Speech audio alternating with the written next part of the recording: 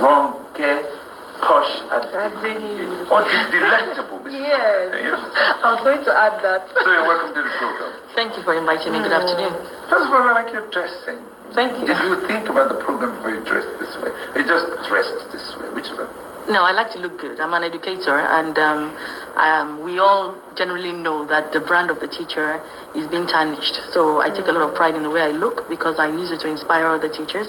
I like to look good personally, and I also want people to respect educators, and their appearance is always something that is important. That's absolutely good because my late mother was a teacher, and then she was a fashionista. So she respected her profession. Yeah. Okay. We are worried. Every parent is worried. The administration in Nigeria is also worried about bullying. What would you say has been the situation of bullying in Nigeria? So bullying is a national culture. That is what we do. That's what we have done over the years in Nigeria. And that's the reason why we have the problem of bullying. Bullying starts from the home. It's in the leadership system. It's in the police system. We have issues of NSARS. We have issues of even the educational system now bullying schools. We have brothers and sisters. We have sibling rivalry. These are all acts of bullying. So some of us are so used to the bullying, we don't even know that is bullying. Even in the workplace, we have sexual harassment, all sorts of things. These all stem from bullying. Even men bullying their wives. Even women and men bullying their wives is all bullying. Telling schools that are not ready to resume on the 4th because there was a public holiday on the 3rd. Children have to come to school on the 3rd to boarding schools. Schools resume on the 4th along with students, and they are cleaning the dust. And some of them have allergies, some of them have health concerns, and you're forcing them to open on that day. If they're not ready, you're threatening to seal the schools. These are all acts of intimidation and bullying, because any school that didn't open on the 4th didn't do it as an act of rebellion. They did it in the best interest of the child. Filling a school now, what does that mean? That means the children that you're saying you want them to be in school will be out further. Does that not defeat the whole purpose of closing?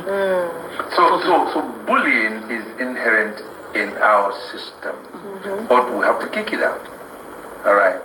Now, recently we've heard of deaths, even last Monday. A child was killed. Even today. Even today, a child has been killed.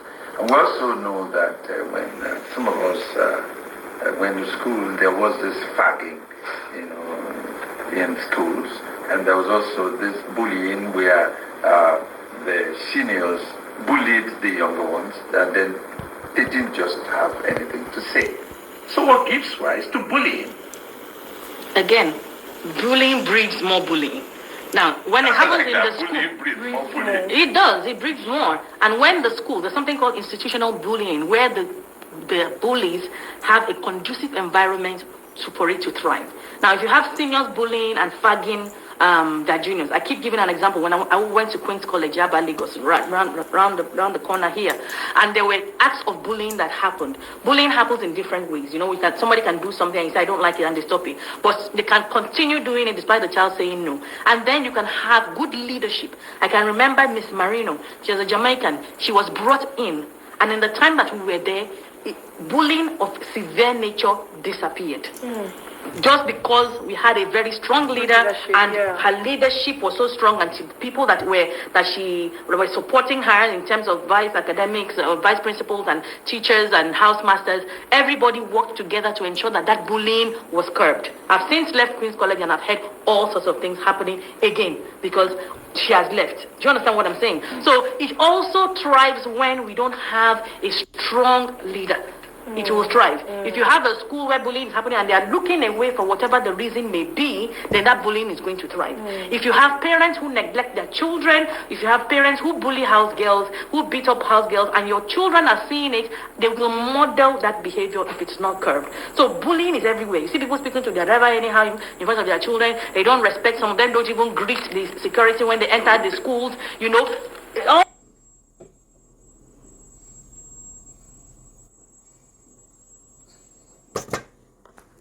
are people that are enablers. They are allowing these children to get on with it.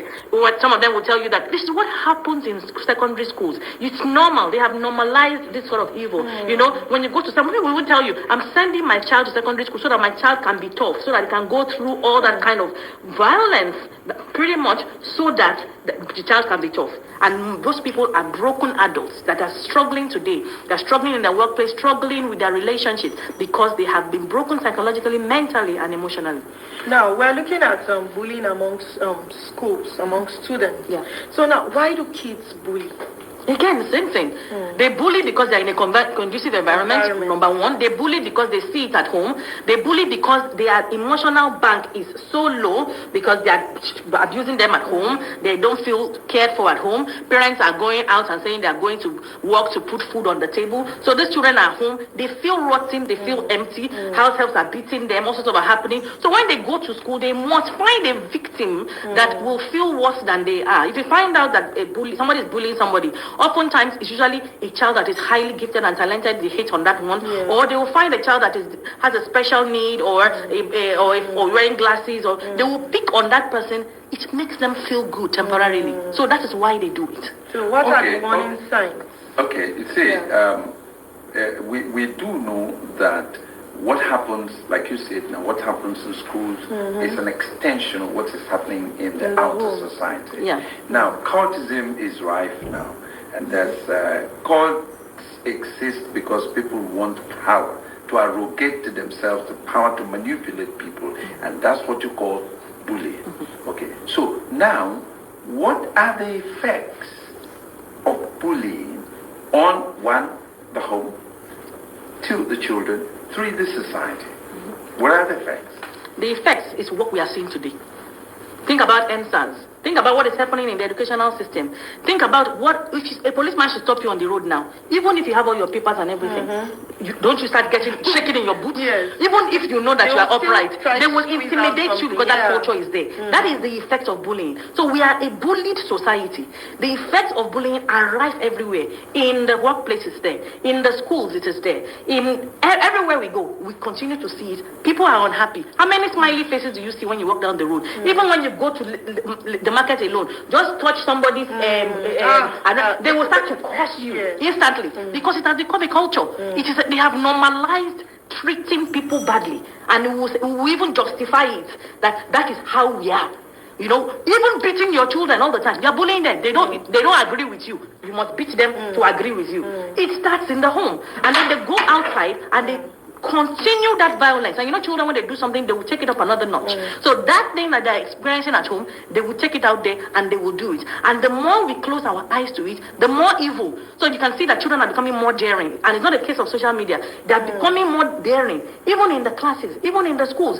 A child does not want to write or something. It is to beat, to allow the child to write. You don't understand that there's something called fine motor skills that may not have developed, and the child may be having pain in the arm. Instead, you will beat the child. These are all acts of bullying and intimidation. So okay, how finally, can people reduce the risk of being bullied? How can you reduce it? As an individual, okay, if I'm going to school and I'm being bullied, I want to send my child to school. I have to know that there are policies in place. My child was a victim of bullying. She wrote a book off the back of being bullied. She's currently the head girl of her school now. But she experienced extreme bullying, and I know how it affected her emotionally. I know how it affected her. So the schools must have policies, and not just having, I would rather you not have anything on paper, but you are doing something about the bullying. If a child reports bullying, what happens? What do you do? What is the kickback that happens after that? A child can report bullying and you do something about it, then the bullying may continue because they start calling that child a snitch. They start bullying that child even further because maybe their own friend has been expelled or something like that. What do you do about it in the schools? Now, when we are resuming now in schools, we are told to resume on the 4th. Sylvester has died. So many things have happened. What are the things that have been told by the government that schools should do on the back of it? What I've not seen it. Does it exist? If it does, I haven't seen it yet. Because we can't just continue schools like that. We should be hearing that, every school must have CCTV cameras. This must be happening. Retrain your teachers. We must have something. Let's hear it on the radio. Something must be happening. You must continue business as usual. It is bullying. It is bullying, it's intimidation, and we must stop this thing in Nigeria. People are not speaking up, educators are not, they are keeping quiet because they are a party to a lot of the things that are happening, and a lot of them have interest, funny interest. So where they ought to be speaking up, we're not speaking up, and Nigeria is now killing her own children as a result of us keeping quiet, minding our business. We don't want to talk. It is bullying. Absolutely, it is bullying. So we're gradually putting the program to bed now. But let's quickly get your candid advice. You're an educationist. You run a school. You have gone through the Montessori system, which people just talk about. They don't know details. They don't know how to operate. We're using this program to reach out to both government, families, and schools, and the society at large. Can you tell the society what we should do? Because we know we're drowning. We are drowning. We have to return to old-fashioned morals, old-fashioned values. That is what we need to return to. We need to return to that place of love. And we have to become a society that gives consequences for poor actions.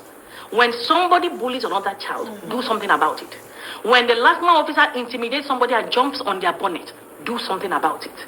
When the police people are harassing people, do something about it. When different officials come to the school gates and tell you to pay different fines that some of them you're not even heard of, do something about it. The more that we do not have consequences for actions, the more that this evil act will continue to thrive. Bullying should be stamped out of our society immediately. Now this has been classic. Let me tell you.